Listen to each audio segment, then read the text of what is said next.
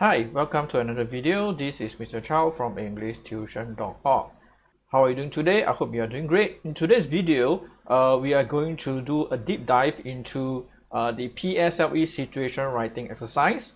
Alright, so what is this exercise all about? It is a relatively quick and simple one, and here is how to ace the exercise. So let's proceed. Okay, it's an exercise that is worth a total of 15 marks, 15 for paper 1, and that is out of a total of 55 marks, right, for paper 1. You get 6 marks for the points, which are, the bullet points that you see on the question, and 9 marks for language. Okay, there's no minimum word count. Now, usually, students are taught how to, address the audience, think about the context. Now, I would like to try a different approach for this video and just dive right into how to ace this exercise. All right, so just watch to the end of the video. Now, the recommended time is no more than 20 minutes. So try not to take more than 20 minutes to finish the exercise, because don't forget you still have to write your composition. Okay, let's find out how to score 6 out of 6 for the task. All the points are in the visual that is provided, right? So usually there are a couple of image panels, right? Like comics with some characters talking to one another. So you're going to see, some signages, right? Some speech bubbles in the visual. So what you want to do is read not just the speech bubbles, but also all the text that are in the visual. Okay, so these are all important pieces of information. And when you identify a point, so you're going to match the details with the bullet points. And when you identify the points, simply underline or just highlight the point, right? Maybe just note it down, right? This TF1 or T1 or something, okay? And make sure you have all 6 points, right? So once you have all 6 points and these points are written in your answer script, you are almost guaranteed that you will get 6 out of 6 unless you copy wrongly. Nani? Okay, or you miss out some of the important details and the details are not accurate enough. Okay, so then you might lose some marks. But otherwise, okay, if you just follow what I've just presented in this slide, you should confidently get 5 out of 6, 6 out of 6, right? You leave a little bit of room for careless mistakes. Okay, if possible, just score full marks. Okay. Now, of course, at the primary level, paraphrasing is not required.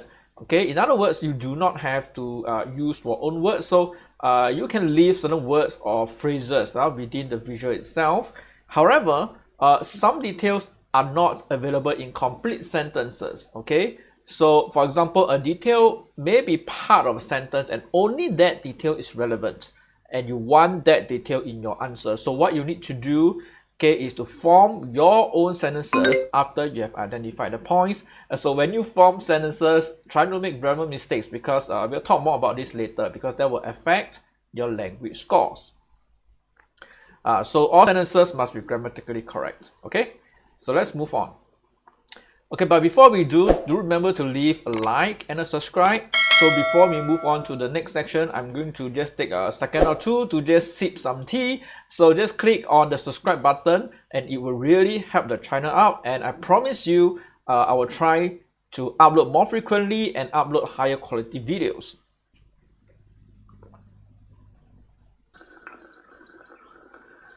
Okay, I hope you already clicked the subscribe button. So let's continue. Now, for the language component, right, it's worth 9 marks. So sometimes students are a little bit unsure. How do I score high marks, right, for the language component? Okay, try to use simple sentences if you do not feel confident with your sentence structures. So because the entire answer script is not very lengthy, okay, so you may have some weaknesses and you don't want to expose those weaknesses, so just use simple sentences. Okay, but doing so will ensure that you will at least be guaranteed a pass with relative ease. Okay, but however, if you want to really score higher for the language component to get a distinction, maybe you're aiming for AL1, AL2, you can try using compound sentences. But again, if you do, make sure that you don't introduce mistakes into your answers. Now, marks are awarded for using language in a concise manner, right? In other words, your writing has to be effective in communicating the message, okay? Use the appropriate register, whether it's formal or informal. I'll give you an example quickly.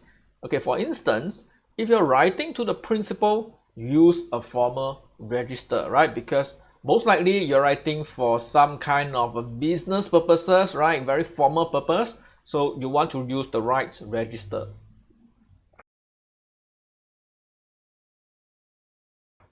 If you're writing to a friend, use the informal register, right? Writing to a friend, a cousin, your best friend, you can always use informal register.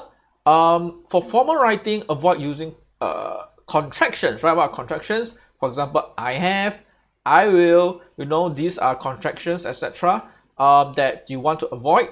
Okay, get to the point quickly and do not write content that is unnecessary, right? For instance, right, don't start writing about how your puppy is doing at home, right, when you're writing to the principal. Okay, that's not necessary at all. Now, for informal writing, there are no strict rules, right? You can pretty much do whatever you want, provided that all the grammar, spelling, everything is good. Okay, try to write in a tone that is warm and friendly. Okay, for instance, use words or phrases like "let's catch up later" or "let's grab a bite."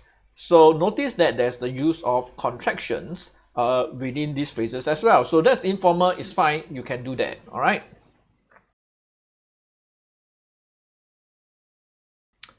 Now, when it comes to organization, start your answer with a quick greeting for both formal and informal writing. All right, it's just basic courtesy.